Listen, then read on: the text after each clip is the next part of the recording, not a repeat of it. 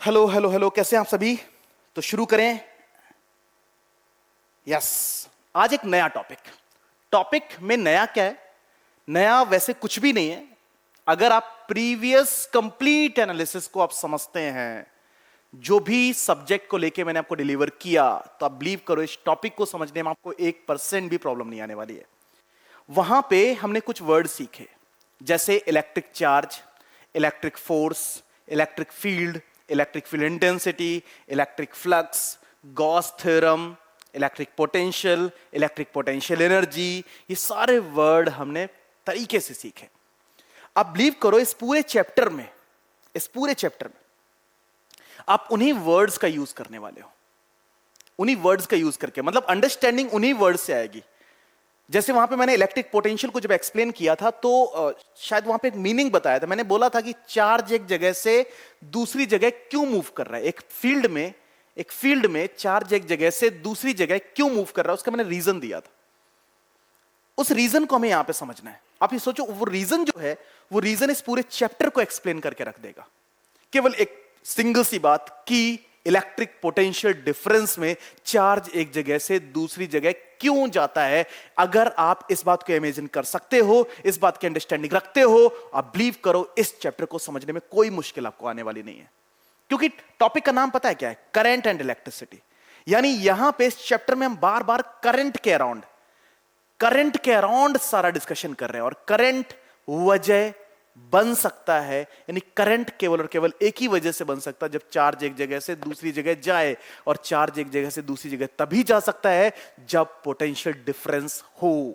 और potential difference को मैं प्रीवियस जो एनालिसिस है उसमें डिस्कस कर चुका हूं हमने। ठीक है, तो शुरू करते हैं आज का लेक्चर। आज के लेक्चर में क्या क्या मैं बताने वाला हूं आपको, वो एक बार देख लेते हैं। आज के लेक्चर में ये सारे वर्ड, एक इंट्रोडक्टरी पार्ट जिसमें मैं आपसे कुछ डिस्कस कर रहा हूं कि कैसे इस चैप्टर की शुरुआत की जाए। ठीक है, इसके अलावा इसमें आपको जानना है कंडक्टर के बारे में। Conductor, then drift speed, then electric current density, relation between electric current and drift speed, Ohm's law, verification of Ohm's law. इस लेक्चर में मैं इन्हीं शब्दों के इर्द गिर्द रहने वाला हूं। ठीक है, क्लियर? ठीक है, एक रिकैप लेते हैं यार, एक रिकैप जिससे मैं आपको यह समझा पाऊं कि यार चार्ज एक जगह से दूसरी जगह क्यों मूव करता है। उसी को मैंने इंट्रोडक्शन में रख लिया। याद करो कि अगर मैं एक चार्ज लूं तो इसके अराउंड इसकी एक फील्ड है, और इस चार्ज से एक पर्टिकुलर डिस्टेंस r1 पे इलेक्ट्रिक पोटेंशियल V = KQ/R1 है। इसका एक पोटेंशियल का मतलब ये चार्ज यहां पे रखे चार्ज पे कितना वर्क कर सकता है, उसका मेजरमेंट। अगर मैं पूछूं यहां की, अगर हम बात करें तो यहां पे ये डिस्टेंस अगर R2 कंसीडर कर ली जाए, तो आपके पास यहां पे पोटेंशियल कितना है? इसको आप V1 ले लो, इसको आप V2 ले लो, दैट इज KQ/R2। ठीक है, क्लियर? तो इस चार्ज की बात करें तो इस चार्ज के अराउंड यहां पे उसका पोटेंशियल अलग, यहां पे पोटेंशियल कुछ अलग है ना। तो इन दोनों पॉइंट्स की बात की जाए तो इन पॉइंट्स के पोटेंशियल के डिफरेंस को अगर ध्यान से देखो तो V2 जो है वो ग्रेटर देन ऑफ V1 है। और V2 माइनस ऑफ V1 की जो वैल्यू है वो KQ/R2 माइनस KQ/R1 के बराबर है। मतलब इन दोनों पॉइंट्स के बीच पोटेंशियल डिफरेंस। ये एनालिसिस मैं आपको प्रीवियस लेक्चर में देख चुका हूं, ये बातें आपको मैं डिस्कस कर चुका हूं। अब मुझे एक बात बताओ कि अगर मैं एक पॉजिटिव चार्ज को यहां रखता हूं, तो मुझे बताओ क्या वो पॉजिटिव चार्ज इधर से इधर की तरफ मूव करने लग जाएगा? क्या वो बाहर की तरफ जाने लग जाएगा? कहां से? हायर पोटेंशियल से लोअर पोटेंशियल की तरफ मूव करने लग जाएगा। और अगर मैं नेगेटिव चार्ज की बात करूं तो negative charge lower potential to higher potential move करने लग जाएगा। तो एक तो आप ये कह सकते हो कि ये वाला जो चार्ज है उस चार्ज को अपनी तरफ खींच रहा है, अट्रैक्ट कर रहा है, या फिर रिपेल कर रहा है। तो अट्रैक्शन रिपल्सन थोड़ा सा ना एक अनयूजुअल सा मीनिंग लगता है, एक ऐसा मीनिंग जो इनडायरेक्ट है। प्लीज ध्यान से सुनना, इनडायरेक्ट मीनिंग है। चार्ज एक जगह से दूसरी जगह क्यों मूव कर रहा है?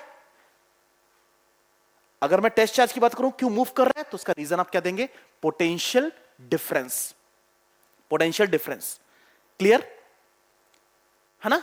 और ये पोटेंशियल डिफरेंस किसने मेंटेन किया? इस वाले चार्ज ने। इस वाले चार्ज ने पोटेंशियल डिफरेंस मेंटेन किया। मतलब अगर मुझे चार्ज को एक जगह से दूसरी जगह दौड़ाना है, भगाना है, तो भैया उसके अक्रॉस मुझे पोटेंशियल डिफरेंस मेंटेन करना पड़ेगा। और बताता हूं, इसी बात को अगर ऐसा समझा जाए कि एक फील्ड है, तो आपको पता है इलेक्ट्रिक फील्ड अगर मैंने इस प्रकार से ड्रॉ की है, तो इलेक्ट्रिक फील्ड लाइंस को मैंने पैरेलल यहां पे बनाया है। यहां पे पोटेंशियल हाई और यहां पे potential low. High potential to low पे इलेक्ट्रिक फील्ड लाइंस कहां से कहां की तरफ ट्रेवल करती हैं? High potential to low potential travel करती हैं।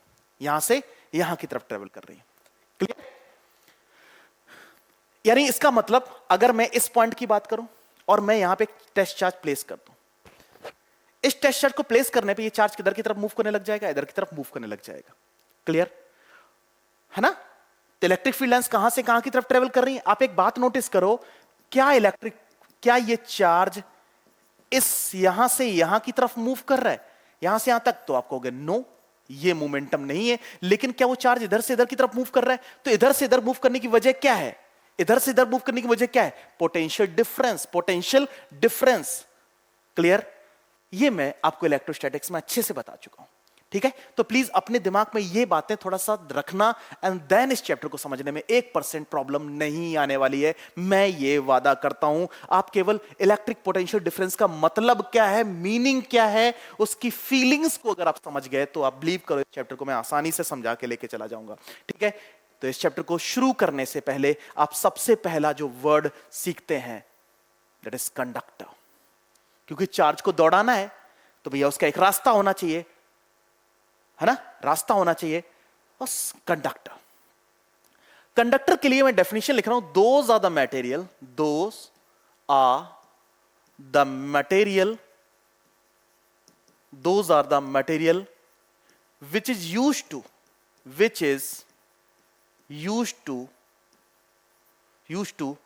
transport the charge, यानी वो मटेरियल जो चार्ज को ट्रांसपोर्ट कर सकते हैं, एक जगह से दूसरी जगह लेके जा सकते हैं, वो सभी मटेरियल क्या कहलाते हैं? कंडक्टर कहलाते हैं। वो सभी मटेरियल क्या कहलाते हैं? कंडक्टर। क्लियर?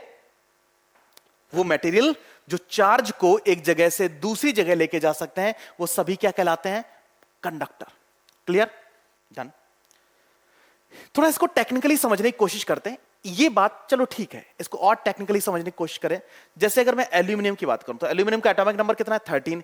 इलेक्ट्रॉनिक कॉन्फ़िगरेशन की अगर बात करूं तो 283, यानी एल्यूमिनियम इलेक्ट्रॉनिक कॉन्फ़िगरेशन, यहां 2 इलेक्ट्रॉन, यहां 8 इलेक्ट्रॉन, यहां पे 3 इलेक्ट्रॉन, यानी आउटर मोस्ट शेल में कितने इलेक्ट्रॉन एग्जिस्ट कर रहे हैं?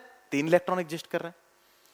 ऑक्टेट लॉ कहता है कि थर्ड शेल में कितने इलेक्ट्रॉन होने चाहिए थे? 8, लेकिन है कितने? 3 है। कितने? 3। अगर 3 है तो इसका मतलब वो तीनों इलेक्ट्रॉन लूजली बाउंडेड हैं। किसके साथ? लूजली बाउंडेड है इस एटम के साथ। एटम के साथ मजबूती के साथ नहीं बंधे हुए हैं। आसानी से ये तीनों इलेक्ट्रॉन इसको लीव कर सकते हैं, इस शेल को लीव कर सकते हैं। ठीक है? इस शेल को लीव करता है। तो आपको पता है एक एटम, अगर एल्यूमिनियम के एक एटम की बात करूं, एल्यूमिनियम का एक एटम आपको कितने इलेक्ट्रॉन दे दे रहा है? 3 इलेक्ट्रॉन। 3 इलेक्ट्रॉन आपको दे दे रहा है। वैसे अगर मैं आगे कंपैरिजन करूं, एनर्जी बैंड थ्योरी भी होती है, उस थ्योरीज के अकॉर्डिंग भी इसको एक्सप्लेन करने का एक मौका मिलता है सेमीकंडक्टर फिजिक्स जब पढ़ाते हैं। लेकिन उससे पहले आप एक छोटी सी बात समझिए कि कंडक्टर्स क्या हैं? कंडक्टर्स वो हैं जिनके पास फ्री इलेक्ट्रॉन्स अवेलेबल हैं। एक बात ये भी कही जा सकती है, यानी द मटेरियल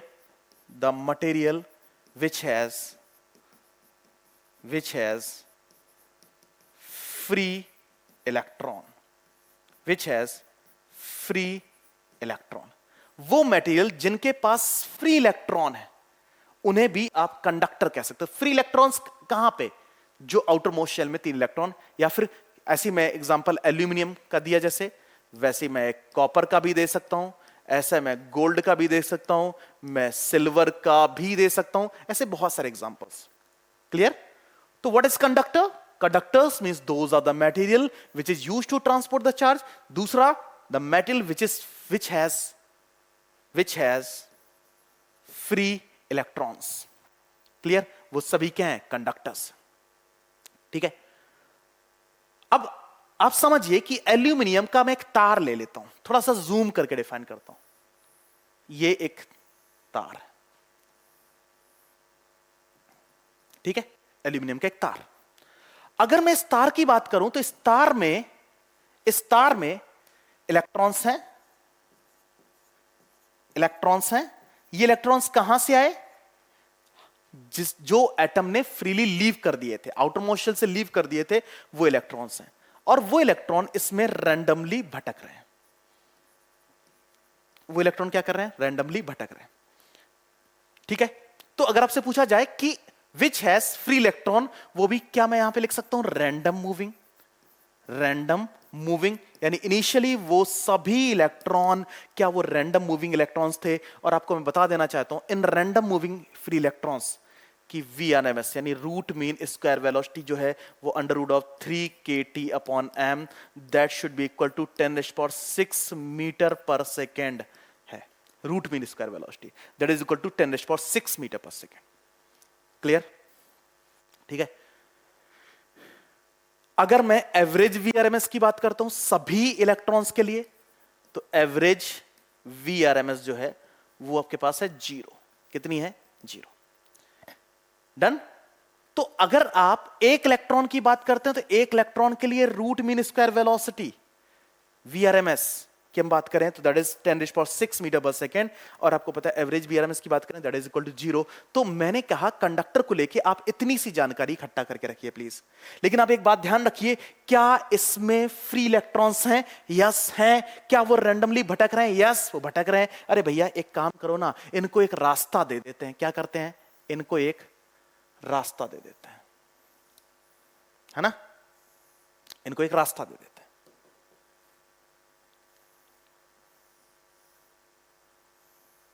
रास्ता। आपको पता है इलेक्ट्रॉन्स हैं जो कि रैंडमली भटक रहे थे। मैंने इसके क्रॉस क्या किया? मैंने इसके अंदर इलेक्ट्रिक फील्ड का प्रेजेंस ला दिया। अब आपको अगर सर इलेक्ट्रिक फील्ड का प्रेजेंस आप कैसे लाओगे? वैसे मैं तरीका बताऊंगा। यानी अगर मैं यहां पे इलेक्ट्रिक फील्ड का प्रेजेंस ला दूं, है ना, इलेक्ट्रिक फील्ड का प्रेजेंस ला लूं बाय एनी मींस, ठीक है, इलेक्ट्रिक फील्ड का प्रेजेंस ला दूं, तो आपको पता है कि जो रैंडम मूविंग इलेक्ट्रॉन्स थे जो कि भटक रहे थे, पहले इधर उधर भाग रहे थे, क्या उन सभी पे यानी आपको पता है इलेक्ट्रिक फील्ड लाइंस ऐसे जा रही हैं। इलेक्ट्रिक फील्ड लाइंस कहां से कहां की तरफ ट्रेवल करती हैं? Higher potential to lower potential travel करती हैं। तो इसका मतलब आपको पता है कि अगर मैं इस रीजन की बात करूं तो यहां पे पोटेंशियल अगर VA मान लिया जाए तो यहां पे पोटेंशियल VB मान लिया जाए तो VA जो है वो ग्रेटर देन ऑफ VB है। ये तो बात आपको पता ही है ना? अब आपको पता है जो चार्ज होता है, पॉजिटिव चार्ज के लिए कल्पना हमने क्या कर रखी है? हायर पोटेंशियल, लोअर पोटेंशियल और इलेक्ट्रॉन। यानी इसका मतलब क्या ये सारे इलेक्ट्रॉन्स पे इधर की तरफ एक फोर्स लगने लग जाएगा, एक पुश क्रिएट होने लग जाएगा कि नहीं, है ना? मतलब अगर इसमें से एक इलेक्ट्रॉन मैं चूज करूं, एक इलेक्ट्रॉन चूज करूं जो कि इधर की तरफ भाग रहा था, लेकिन उस पर किधर की तरफ फोर्स लगने लग गया? इधर की तरफ फोर्स लगने लग गया। पहले उसकी स्पीड कितनी थी? VRMS, ठीक है। जैसे ही फोर्स लगा उसने अपने आप को टर्न किया और अब वो इधर की तरफ मूव कर रहा है V स्पीड से। क्लियर? ठीक है। अब आपको पता है कि इलेक्ट्रिक फील्ड इंटेंसिटी कितनी थी? इलेक्ट्रिक फील्ड इंटेंसिटी अगर E थी, इलेक्ट्रिक फील्ड इंटेंसिटी E थी, तो चार्ज पे लगने वाला फोर्स कितना है? फोर्स इज इक्वल टू होता है QE। Q कितना है? EE। और फोर्स की वजह से क्या होगा? एक्सेलरेशन, यानी मास एक्सेलरेट करेगा, इलेक्ट्रॉन एक्सेलरेट करेगा और एक्सेलरेट करने की वजह से अपनी वेलोसिटी में बदलाव। यानी आपको पता है कि पहले पार्टिकल इधर मूव कर रहा था और अब वो इधर की तरफ, इसका मतलब एक्सेलरेशन की वजह से वो अपनी डायरेक्शन को बदलेगा। क्या मैं इसको ऐसे फर्दर लिख सकता हूं? EE is equal to m dv by dt, है ना? इसको मैं फर्दर लिख सकता हूं dv by dt is equal to EE by m। तो dv is equal to EE by m of D T. पहले वेलोसिटी कितनी थी VRMS, अब वेलोसिटी कितनी है v, कितने टाइम में, 0 से टाउ टाइम में। इसको जब फर्दर सॉल्व करोगे तो ई टाउ अपॉन m है ना is equal to v minus of VRMS। और आपको पता है चेंज इन वेलोसिटी को, यहां पे चेंज इन वेलोसिटी को मैं ड्रिफ्ट स्पीड कहता हूं, that is E tau upon m। इसको क्या कहते हैं, ड्रिफ्ट स्पीड। क्लियर? ड्रिफ्ट का मतलब यहां पे चेंज है। ड्रिफ्टिंग का मतलब आप ऐसा समझ लीजिए कि यार अगर एक बाइक से आप ट्रेवल कर रहे हो, इंस्टेंट चेंज करते हो, अगर इंस्टेंट चेंज करते हो तो जो चेंजेस हैं वेलोसिटी में, जो चेंजेस हैं वो इसकी ड्रिफ्ट स्पीड के बराबर होंगे, ड्रिफ्ट स्पीड के बराबर होंगे। और इसी ड्रिफ्ट स्पीड की वजह से वो आगे ट्रेवल करने लग जाता है। अगर मैं इसके लिए जनरली वैल्यू रखूं तो ये लगभग 10⁻⁻⁴ मीटर पर सेकेंड। ये जनरलाइज्ड वैल्यू है, बहुत छोटी वैल्यू है, एक्सपेरिमेंटल वैल्यूज है। क्लियर? डन? इसको आप ड्रिफ्ट स्पीड कहते हैं, that is VD is equal to E tau upon m। Clear? और यहां पे एक नया वर्ड मिला है 0 से t, यानी आपको पता है वेलोसिटी में चेंजेस है, वेलोसिटी चेंज टाइम कितना है, टाइम कितना है, टाउ।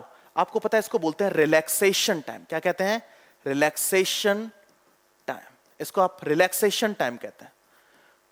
ठीक है? और अगर मैं रिलैक्सेशन टाइम की डिपेंडेंसी की बात करूं तो रिलैक्सेशन टाइम डिपेंड्स ऑन, यहां पे एक छोटा सा पॉइंट आप लिखेंगे, depends on material only, depends on material only, material only. यानी जो रिलैक्सेशन टाइम है वो किस बात पे डिपेंड करता है? केवल मटेरियल पे डिपेंड करता है। डन? केवल मटेरियल पे डिपेंड करता है। क्लियर? ठीक है, तो यहां से आपको एक तो वर्ड यानी ड्रिफ्ट स्पीड का पता चल गया, कंडक्टर्स के बारे में जाना, ड्रिफ्ट स्पीड के बारे में जाना। क्लियर है? डन? तो यार ड्रिफ्ट स्पीड के रिलेशन आपके पास यहां पर है, इस प्रकार के कोई रिलेशन आपको देखने को मिलते हैं। ठीक है? अगर मैं वायर को कुछ ऐसा लेता, देखो ध्यान से, मैं अगर वायर को, आपको पता है कई बार कॉम्पिटिटिव एग्जाम में इस टाइप प्रकार से क्वेश्चन पूछा भी गया है, अगर मैं वायर को कुछ इस प्रकार से लेता, इस प्रकार से, ठीक है, और इसके cross electric field lines, this is the electric field lines. अगर आप यहां पे concentration of electric field lines की बात करते हो तो यहां पे इलेक्ट्रिक फील्ड लाइंस कॉन्सेंट्रेशन जो है कम है, यानी यहां पे इलेक्ट्रिक फील्ड इंटेंसिटी E की बात करें और यहां पे इलेक्ट्रिक फील्ड इंटेंसिटी E की बात करें, यहां पे EA है, यहां पे EB है, तो आपको पता है EB जो है वो ग्रेटर देन ऑफ EA है, ये बात आपको सबको पता है ना? इस प्रकार, यानी तार जो नॉन यूनिफॉर्म वायर की अगर हम बात करें, किसकी बात कर रहे हैं? नॉन यूनिफॉर्म वायर की बात कर रहे हैं, नॉन यूनिफॉर्म वायर की बात कर रहे हैं। ठीक है? क्लियर? इलेक्ट्रिक फील्ड लाइंस यहां पे दूर दूर है और यहां पे नजदीक नजदीक, तो इसका इलेक्ट्रिक फील्ड इंटेंसिटी अलग अलग होगी। तो अगर मैं इस रीजन में एक पॉइंट यहां की बात करूं, यहां पे ड्रिफ्ट स्पीड की बात करूं, तो ड्रिफ्ट स्पीड यहां पे क्या होगा? ई टाउ अपॉन m। तो यहां पे इलेक्ट्रिक फील्ड इंटेंसिटी कम, तो VDA और VDB, तो आपको पता है इलेक्ट्रिक फील्ड इंटेंसिटी यहां पे ज्यादा है, तो drift velocity at B point is greater than of drift velocity at A point, यानी B पे ड्रिफ्ट वेलोसिटी A की ड्रिफ्ट वेलोसिटी से ज्यादा होगी, क्योंकि यहां पे इलेक्ट्रिक फील्ड इंटेंसिटी ज्यादा है, क्योंकि electric field lines close to each other हैं। और आपको पता है जब concentration of electric field lines ज्यादा है तो इसका मतलब उस केस में आपके पास ये चीज होगी। अगर मैं पोटेंशियल की बात करता हूं, ठीक है, यहां से यहां तक की वायर की लेंथ कितनी है, मान लेते हैं L, और यहां से यहां तक फर्दर लेंथ कितनी है, L। ठीक है? क्लियर? यहां से यहां तक, ठीक है। तो यहां से यहां तक की बात करें तो आपको पता है कि इलेक्ट्रिक फील्ड इंटेंसिटी, और यहां के लिए इलेक्ट्रिक फील्ड इंटेंसिटी, यहां से हम इसको यूनिफॉर्म मान लेते हैं, ये यूनिफॉर्म मान लेते हैं। ठीक है? क्लियर? तो पोटेंशियल डिफरेंस क्या कहता है? पोटेंशियल डिफरेंस क्या होता है?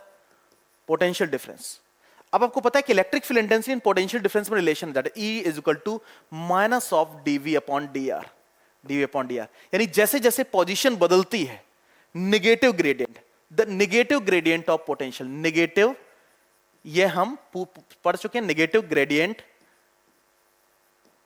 Gradient of potential is equivalent of electric field, is equivalent of electric field, of electric field, electric field। यानी जैसे जैसे आप पोजीशन बदलती है ई के रिस्पेक्ट में, वैसे वैसे पोटेंशियल डिक्रीज करता है ना। यानी चेंज इन पोटेंशियल की वैल्यू नेगेटिव आती है। क्यों नेगेटिव आती है?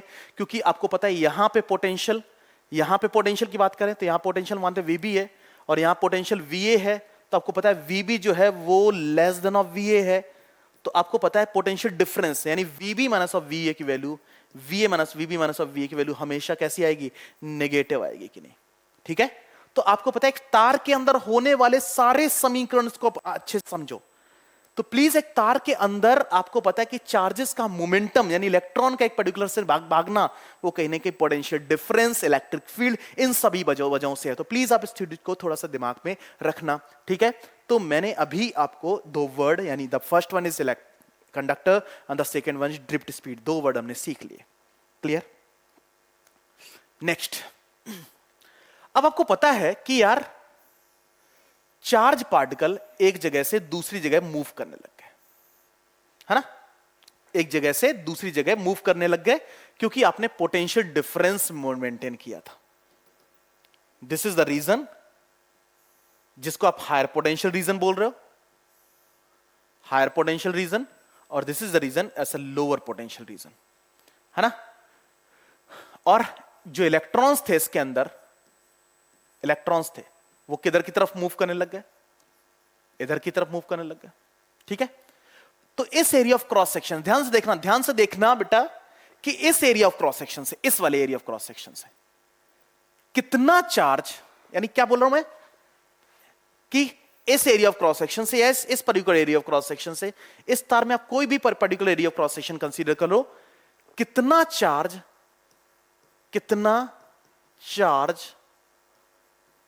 कितने समय में गुजर रहा है, कितने समय में गुजर रहा है। क्या आप इसमें एक पर्टिकुलर तार में कहीं पे भी एक particular area of cross section consider कर लो, कोई भी एरिया ऑफ क्रॉस सेक्शन। ठीक है, आपने इलेक्ट्रिक पोटेंशियल डिफरेंस जो मेंटेन किया था, जिसकी वजह से इलेक्ट्रिक फील्ड लाइंस थी इसके अंदर। ठीक है, ऐसे। ठीक है, तो आपको पता है चार्ज जाएगा एक जगह से दूसरी जगह, तो आपको पता है कितना चार्ज कितने समय में एक एरिया ऑफ क्रॉस सेक्शन से, कितना चार्ज कितने समय में गुजर रहा है from a particular area of cross section, particular area of cross section, area of cross section. Cross section ये बिल्कुल वैसा ही है जैसा कि अगर आप एक वाटर पाइप की बात करें, तो कितना पानी कितने समय में एक पर्टिकुलर पाइप के एरिया ऑफ क्रॉस सेक्शन गुजर रहा है, वहां पे उसको हाइड्रो करंट कहते हैं, यहां पे उसको क्या कहते हैं? Electric current. तो electric current is calculated using charge per unit time, charge upon time, यानी Q upon T, Q for the coulomb per second, या फिर आप इसे एम्पियर में भी रीड करते हैं। ठीक है, क्लियर? क्लियर है कि कितना चार्ज कितने समय में गुजर रहा है। अगर आप इसको आई इंस्टेंट कैलकुलेट करने जाएं, तो आई इंस्टेंट कैलकुलेट करने जाएं, that is equal to dq upon dt, where limit t tended to 0, dq upon dt। एक पर्टिकुलर एरिया क्रॉस सेक्शन से कितना चार्ज कितने समय में गुजर रहा है, उस बात के मेजरमेंट को आप क्या कहते हैं? Electric current. ठीक है, प्लीज आप इलेक्ट्रिक करंट को इस परिभाषा में मत लेके आए। आपको पता है कि एक बात बताता हूं, जनरली स्टूडेंट के मन में कंफ्यूजन होता है, वो सोचते हैं कि यार इलेक्ट्रिक फैन, एसी, रेफ्रिजरेटर, कुछ भी, कोई भी डिवाइस, कोई भी इलेक्ट्रिकल डिवाइस इलेक्ट्रिक करंट की वजह से ऑपरेट हुई। प्लीज एक बात ध्यान क्वेश्चन को, इनडायरेक्ट मीनिंग है, नो डाउट वो ऑपरेट होने की वजह से इलेक्ट्रिक करंट उसकी वजह है, नो डाउट किसी भी डिवाइस के ऑपरेट होने की वजह इलेक्ट्रिक करंट है। ठीक है, लेकिन electric current is not the energy. Please ध्यान से सुनना, ध्यान से देखना। अगर आप इसकी यूनिट देखें तो इन यूनिट क्या है? एम्पियर है, और यूनिट एम्पियर है, इसका मतलब यह हुआ कि भैया ये एक एनर्जी तो नहीं है। और आप ये बात तो बिल्कुल मान लेते हैं कि कोई भी डिवाइस क्यों चल रही है, क्यों ऑपरेट हो रही है? Because of energy. है ना? तो आप कभी भी ये मत सोचें, यानी अपने मन में जो कल्पनाएं हैं आपको आप इस टॉपिक को लेके कि इलेक्ट्रिक करंट की वजह से फैन ऑपरेट हो रहा है, एसी ऑपरेट हो रही है, तो आपको पता है इनडायरेक्ट मीनिंग है वो, डायरेक्ट मीनिंग नहीं है। डायरेक्ट मीनिंग है एनर्जी। तो आपके मन में आता है कि सर क्या करंट एनर्जी की वजह है? यस, जो करंट है वो एनर्जी की वजह है। लेकिन प्लीज करंट को आप एनर्जी मत कहने लग जाना। करंट की वजह से कोई डिवाइस ऑपरेट हो रही है, ये बात बहुत ही गलत है। करंट की वजह से कोई डिवाइस ऑपरेट हो रही है, ये बात बिल्कुल भी गलत है। आप कहोगे करंट होने की वजह से एनर्जी है, इलेक्ट्रिकल एनर्जी है, इलेक्ट्रिकल एनर्जी की वजह से कोई डिवाइस ऑपरेट हो रही है, ठीक है? और इलेक्ट्रिकल एनर्जी के फ्लो को हम opposite to the electron motion कहते हैं। दैट्स वाई करंट को हम इलेक्ट्रिक करंट को हम, अगर हम इस डायरेक्शन की बात करें, जिस डायरेक्शन में इलेक्ट्रॉन मूव कर रहा है, इसको बोलते हैं कन्वेक्शनल करंट। क्या कहते हैं? Conventional current, conventional current. और जिस डायरेक्शन में opposite to the electron motion में इलेक्ट्रिकल एनर्जी फ्लो या फिर इलेक्ट्रिक करंट आप नाम दे देते हैं, इलेक्ट्रिक करंट। क्लियर? ठीक है, इलेक्ट्रिक करंट। और भी केस आपको पता है कि मान लेते हैं एक चार्ज पार्टिकल ऐसे दौड़ रहा है, कितनी स्पीड से?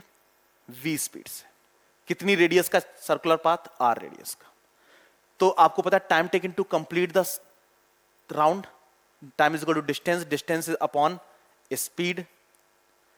और आपको पता है I is equal to Q upon T, तो Q for the E upon T for the 2 pi R upon V, the answer is EV upon 2 pi R। This is the electric current.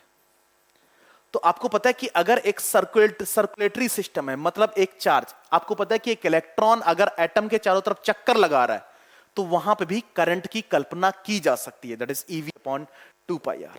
Clear है ना? EV upon 2 pi R है इस प्रकार से।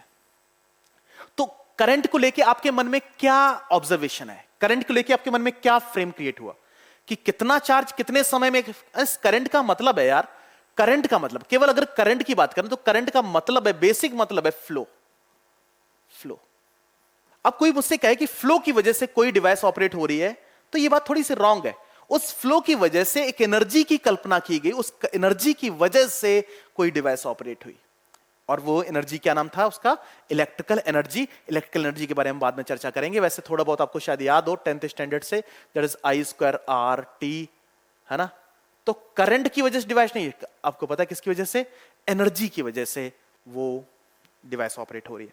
That is equivalent of I² RT। Clear? Done? ठीक है, तो electric current को हमें पता चल गया। इलेक्ट्रिक करंट के बाद, इलेक्ट्रिक करंट के बाद और बात है कि यार एक वायर था, ये वायर, ठीक है, इसमें करंट का प्रेजेंस, या फिर एक काम करो, थोड़ा सा मैं इसको डिफरेंट वे में डिजाइन करने की कोशिश करता हूं।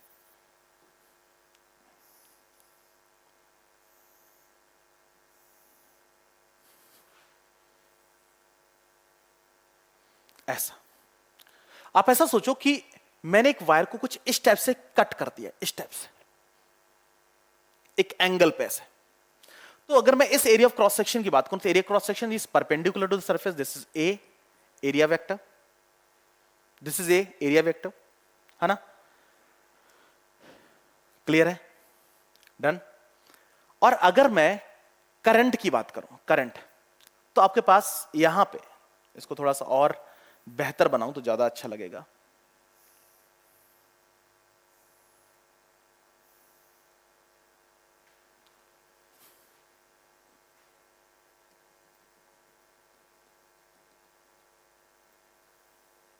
एस, ठीक है?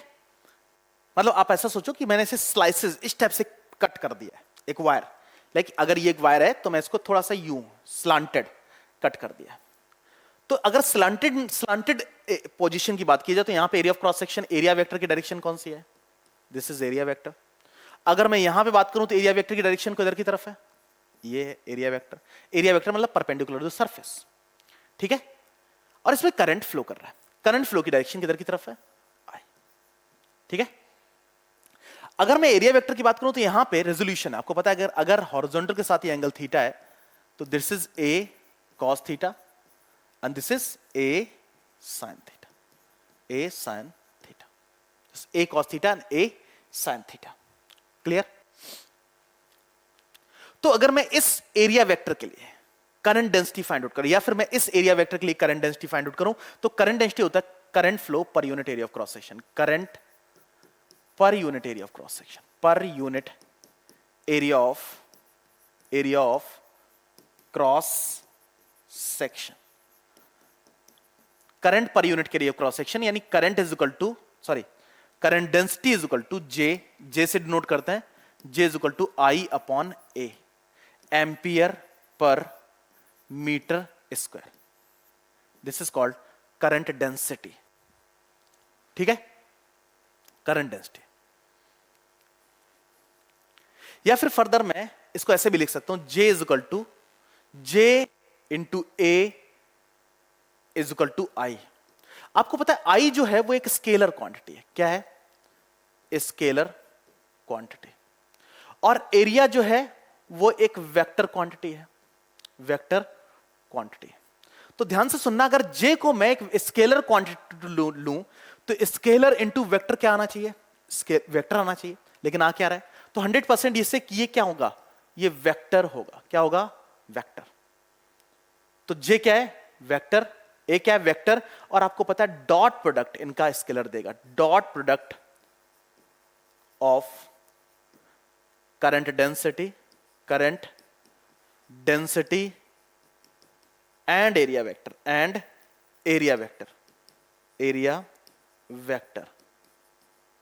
Gives electric current. वो हमें इलेक्ट्रिक करंट देगा।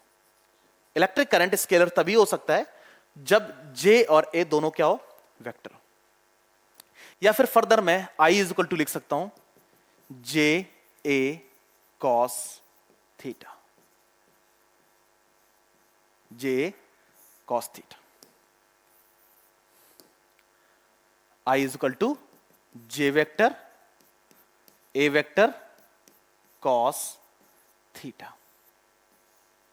क्लियर? ठीक है, तो यहां पे इफेक्टिव कंपोनेंट आपके पास क्या है? इफेक्टिव कंपोनेंट आपके पास A cos थीटा है। ठीक है, तो जिस डायरेक्शन में करंट का फ्लो होता है, यानी करंट के फ्लो के ऑब्जर्वेशन के अकॉर्डिंग ही आप एरिया वेक्टर चूज करोगे। तो अगर मैं पूछूं यहां पे करंट डेंसिटी कितनी है, यहां पे करंट डेंसिटी कितनी है, तो करंट डेंसिटी यहां पे कैलकुलेट कैसे करोगे? J is equal to I upon A cos theta, I upon A cos theta. यहां पे आपके पास करंट डेंसिटी जे बी और यहां पे करंट डेंसिटी जे ए। तो आपको पता है कॉस थीटा तो कहीं ना कहीं 1 से छोटा है, 1 से छोटा, मतलब ये वैल्यू बड़ी। यानी आपको पता है करंट डेंसिटी, अगर मैं यहां की बात करूं, यहां की बात करूं, इस एरिया ऑफ क्रॉस सेक्शन की बात करूं, इस एरिया ऑफ क्रॉस सेक्शन की बात करूं, करंट डेंसिटी डिफरेंट होगी। लेकिन अगर मैं इस एरिया ऑफ क्रॉस सेक्शन की बात करूं तो यहां पे करंट डेंसिटी और यहां पे करंट डेंसिटी सेम होगी, यहां पे करंट डेंसिटी डिफरेंट होगी। डिफरेंट क्यों होगी? क्योंकि जो कॉस थीटा उसकी वैल्यू हमेशा लेस देन 1, लेस देन 1 मतलब आपके पास ये वैल्यू कम, ये वैल्यू कम, इसका करंट डेंसिटी ज्यादा, करंट डेंसिटी ज्यादा। तो करंट डेंसिटी कहां पे? इसका मतलब ये होता है कि जहां पे तार मुड़ता है, जहां भी तार मुड़ता है, जहां पे भी वायर मुड़ता है, आपके घरों में तार ऐसा तो नहीं स्ट्रेट जा रहा है, इस जगह उसके टर्न है, जहां पे टर्न है वहां पे करंट डेंसिटी ज्यादा है। क्लियर? आप ऐसा समझो कि अगर मैं तार को कुछ ऐसे मोड़ देता, ऐसे, इस प्रकार से, लाइक तार यूं आता और यूं मोड़ देता, तो उस केस में करंट डेंसिटी इस कॉर्न यहां पे ज्यादा होती। क्लियर है? डन? तो ये है करंट एंड करंट डेंसिटी को लेके एनालिसिस। डन? आपने देखा कि मैं बार बार एक वायर के लिए ही एनालिसिस करके आपको दे रहा हूं। डन? चलो और आगे बढ़ते हैं। नेक्स्ट है relation between electric current and drift speed. कई बार इससे भी क्वेश्चंस बनते हैं। जैसे आपके पास है ये,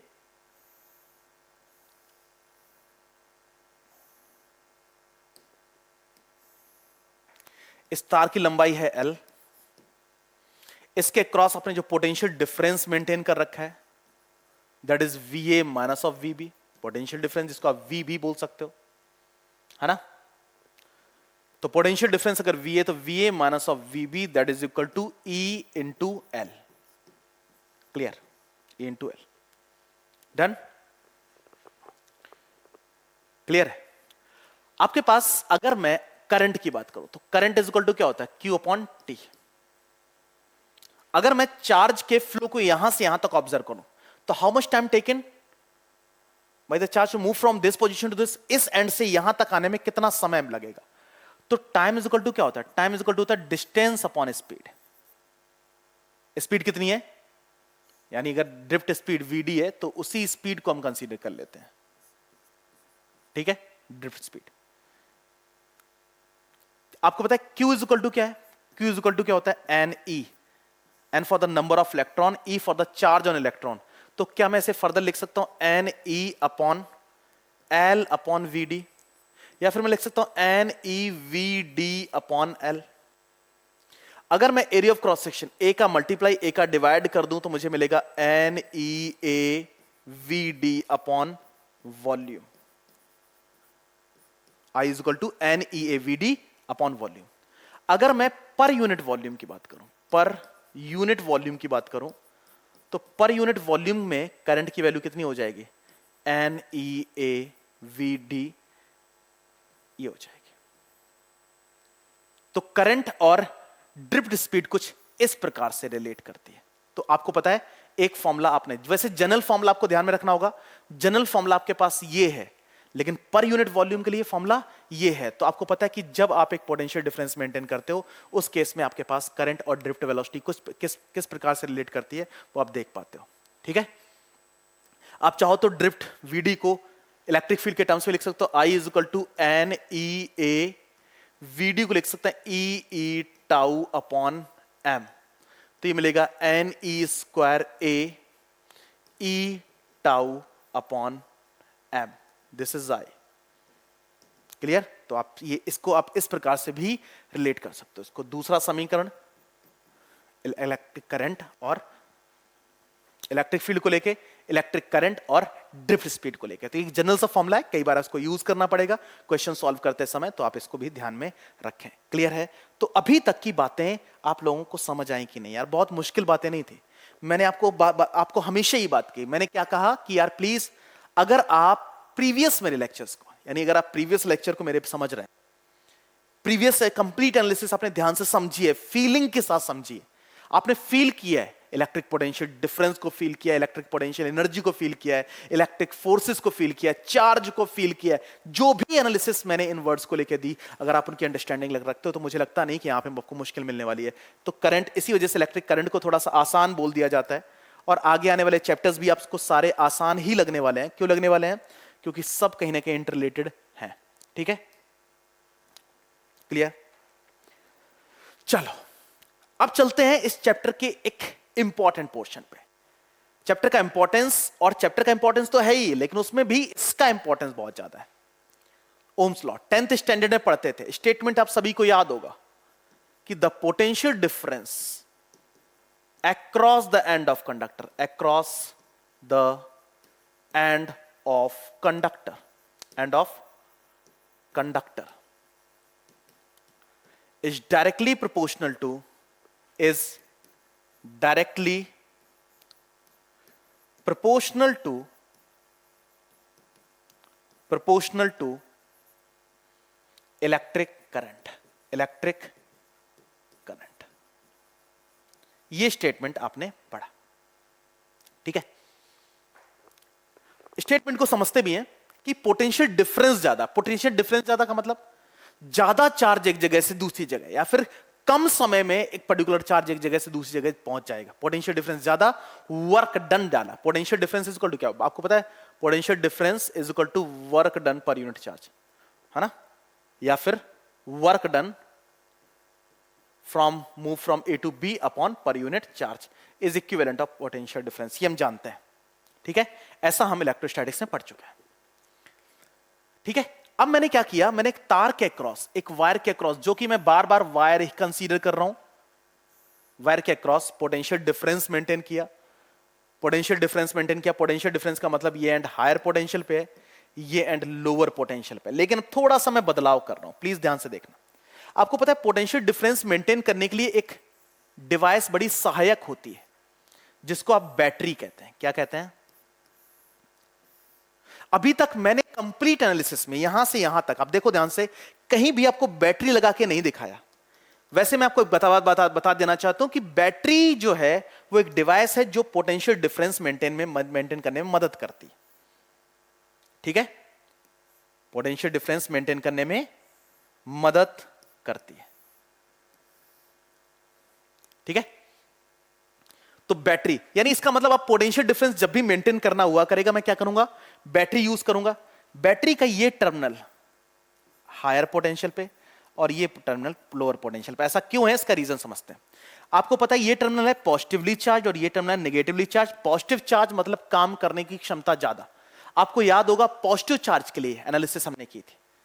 पॉजिटिव चार्ज के अराउंड हमने इलेक्ट्रिक पोटेंशियल को स्टडी किया था। याद करो, इलेक्ट्रिक पोटेंशियल को हमने स्टडी किया था। याद करो, सॉरी, ये एक चार्ज के अराउंड पोटेंशियल को स्टडी किया था। तो आपको पता है चार्ज जो पॉजिटिव चार्ज है, पॉजिटिव चार्ज को लेकर हमने स्टडी किया था, और पॉजिटिव चार्ज से जितना आप नजदीक है पोटेंशियल उतना ज्यादा है। ठीक है, तो अगर आप देखें ध्यान से देखें तो आपको पता है यहां पे जितना आप नजदीक, इस चार्ज के जितना नजदीक है आप, उतना पोटेंशियल हाई, और जैसे जैसे आप इससे दूर जा रहे हो वैसे वैसे पोटेंशियल लो होता चला जा रहा है। ध्यान से देखो, है ना। तो अब आपको पता है, अब आप कहोगे कि सर अभी तो पॉइंट चार्ज वाला केस तो देखी नहीं। अब सिंपल सी बात, यहां पे तार है तो यार कुछ डिफरेंट तरीका अपनाना पड़ेगा ना। तो आप अपने दिमाग में ऐसा सेट करो कि electric field lines travels from higher potential to lower potential. तो मुझे बताओ, क्या इमेजिन करो क्या यहां पे से, इस वाले से इलेक्ट्रिक फील्ड लाइंस का गुच्छा इसके अंदर से होकर ऐसे गुजर रहा होगा कि नहीं? हाँ, इलेक्ट्रिक फील्ड लाइंस इससे होकर गुजर रही होंगी कि नहीं? है ना, ऐसे गुजर रहे होंगे। तो अगर एक कंडक्टर के अंदर इलेक्ट्रिक फील्ड की बात की जा रही है तो हमेशा एक्सटर्नल सोर्स से की जाएगी, है ना, एक्सटर्नल सोर्स से की जाएगी। ठीक है, तो आपको पता है पोटेंशियल स्टेटमेंट क्या कहता है? पोटेंशियल डिफरेंस यानी VA माइनस ऑफ VB, जिसको आप V बोल रहे हैं, which is directly proportional to current flowing in it. Proportionality sign हटाते तो कांस्टेंट आता है IR, R for proportionality constant. Proportionality अभी पता चल जाएगा इसके बारे में, प्रोपोर्शनलिटी कांस्टेंट, और आपको पता है इस कांस्टेंट का नाम रखा गया है रेजिस्टेंस। आगे चल के पूरा लेक्चर मैं इस टॉपिक को लेकर बनाने वाला हूं, लेकिन आप अभी इतना समझिए, इसको हम रेजिस्टेंस कहते हैं, है ना। क्लियर? ये स्टेटमेंट है। अगर V और I के बीच में ग्राफ बनाया जाए तो V is directly proportional to I, तो V और I, तो ग्राफ कैसा बनेगा? ऐसा, है ना। और आपको पता है स्लोप ऑफ VI ग्राफ, जो VI ग्राफ का स्लोप है, अगर आप इसको कंपेयर करें तो y is equal to mx plus c से कंपेयर कर सकते हैं। y इंटरसेप्ट इसमें कितना है? 0 है। y इंटरसेप्ट 0, इसका मतलब लाइन कहां से पास होगी? ओरिजिन से पास होगी। इसके अलावा m की जगह क्या लिखा हुआ है? r। इसका मतलब स्लोप ऑफ VI ग्राफ, क्या? Slope of VI graph gives resistance. ठीक है, तो अगर मैं दो ग्राफ बनाऊं, ये A मटेरियल के लिए, B मटेरियल, किसका रेजिस्टेंस ज्यादा है? तो आप तुरंत कहोगे सर B का स्लोप ज्यादा है, B का स्लोप ज्यादा है, इसका मतलब रेजिस्टेंस ज्यादा है। क्लियर? तो ओम्स लॉ का स्टेटमेंट, लेकिन ध्यान रखना इसकी कुछ लिमिटेशंस हैं। अगर उन लिमिटेशन में बात करें तो सबसे इंपॉर्टेंट लिमिटेशन जो इसकी है ना, ये है एप्लीकेबल फॉर कंडक्टर्स ओनली। ये केवल और केवल कंडक्टर्स के लिए एप्लीकेबल है। अगर आप सेमी कंडक्टर्स की बात करेंगे, आप इलेक्ट्रोलाइट की बात करेंगे, आप इंसुलेटर्स की बात करेंगे, तो ये लॉ एप्लीकेबल नहीं है। ये स्टेटमेंट यानी ये लॉ केवल और केवल एक ही सिचुएशन के लिए लिखा गया, और वो थी कंडक्टर्स। यानी अपने कंडक्टर्स के क्रॉस पोटेंशियल ड्रॉप मेंटेन करना है। अब कंडक्टर में आपके पास एग्जांपल है एल्यूमिनियम, कॉपर, गोल्ड, सिल्वर। इन्हीं के एग्जाम्पल लेके आप सॉल्यूशन दे सकते हो, यानी इन्हीं के लिए ये स्टेटमेंट लिखे गए हैं। ठीक है, तो लिमिटेशन में सबसे इंपॉर्टेंट लिमिटेशन क्या है, ये। क्लियर? तो वीआई ग्राफ यानी स्ट्रेट लाइन तभी बनता है जब आप कंडक्टर्स के लिए के वीआई सिचुएशन डेवलप करें। क्लियर है? डन। इसके बाद मुझे इसके बारे में और भी बातें करनी है, क्योंकि यहां पे एक नया वर्ड मुझे मिल चुका है, दैट इज रेजिस्टेंस। तो रेजिस्टेंस के बारे में मुझे चर्चा करनी है, रेजिस्टेंस को लेके मुझे एक एनालिसिस करनी है। ठीक है, ठीक है, ये रेजिस्टेंस, ये आर की वैल्यू कहां से आई, ये थोड़ी सी हम चर्चा करेंगे। चर्चा में मैं इस चर्चा को वेरिफिकेशन कहने लग जाता हूं। भैया यार आर कहां से आया, इस बात को अध्ययन कर लेना। वो आर ऐसा जबरदस्ती तो ला नहीं दिया गया होगा, अब अध्ययन कर लेना। तो आई इज इक्वल टू, आपके पास क्या है, आई इज इक्वल टू है एन ई ए, क्या है, N E A V D, ये है। और आपके पास N E A V D यानी N E A V D drift velocity क्या लिख सकते हैं, E E tau upon M लिख सकते हैं कि नहीं, ई टाउ अपॉन एम लिख सकते हैं। अब इलेक्ट्रिक फील्ड इंटेंसिटी पोटेंशियल से कैसे रिलेट करती है कि अगर मैं इस कंडक्टर की लेंथ को एल मानता हूं, कंडक्टर की लेंथ को मैं एल मानता हूं, तो आपको पता है potential difference upon N, V upon L, मतलब मैं ई की जगह वी अपॉन एल यानी N E A bracket E into V upon L into tau upon M ऐसे लिख सकता हूं। मतलब ये फर्दर कैसे लिख सकता है, that is N E square A tau V upon M L is equal to I. मैं इसको ऐसे लिख सकता हूं कि नहीं, ठीक है। या फिर मैं इसको लिख सकता हूं v is equal to M L upon N E square A tau of I, cross multiply कर दिया। अब ध्यान से देखो, अगर मैं v directly proportion to I को समझूं तो ये वाला जो पोर्शन है, ये वाला जो पोर्शन, ये कांस्टेंट है, प्रोपोर्शनलिटी कांस्टेंट। तो प्रोपोर्शनलिटी कांस्टेंट आपको क्या मिल रहा है, प्रोपोर्शनलिटी कांस्टेंट आपको क्या मिल रहा है, that is equal to M L upon N E square A tau. ये प्रोपोर्शनलिटी कांस्टेंट होता है। तो आपको पता है डायरेक्ट आपने आर की वैल्यू यहां पे नहीं लिखनी है, आर की वैल्यू यहां डायरेक्ट मैंने नहीं लिखनी, वो actually M L upon N E square A tau यानी आर की वैल्यू ये होती है।